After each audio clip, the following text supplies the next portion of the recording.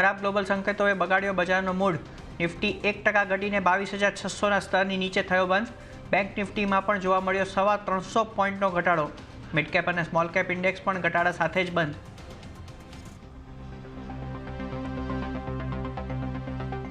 ભારત અને યુકે વચ્ચે દિલ્હીમાં થઈ મહત્વની બેઠક। બંને દેશ વચ્ચે ફ્રી ટ્રેડ એગ્રીમેન્ટ માટે વાતચીત શરૂ કરવાનો લેવાયો નિર્ણય। વાણિજ્ય મંત્રી પિયુષ ગોયલે કહ્યું, આ ફ્રી ટ્રેડ એગ્રીમેન્ટ બંને દેશ માટે સારું રહેશે। ખાદ્ય તેલની ઇમ્પોર્ટ ડ્યુટીમાં થશે ફરી વધારો। સરકાર ડ્યુટી વધારવા પર કરી રહી છે વિચાર।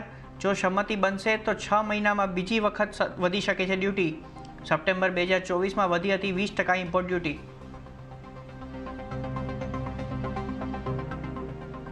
પીએમ મોદીના હસ્તે ભોપાલમાં ગ્લોબલ ઇન્વેસ્ટર્સ સમિટનો શુભારંભ। બોલ્યા, ભારતમાં રોકાણ માટે ઇન્વેસ્ટર્સમાં ઉત્સાહ।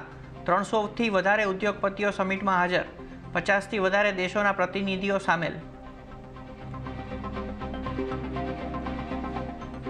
અને મહાશિવરાત્રી પહેલા મહાકુંભમાં શ્રદ્ધાળુઓની લાગી લાંબી લાઈન।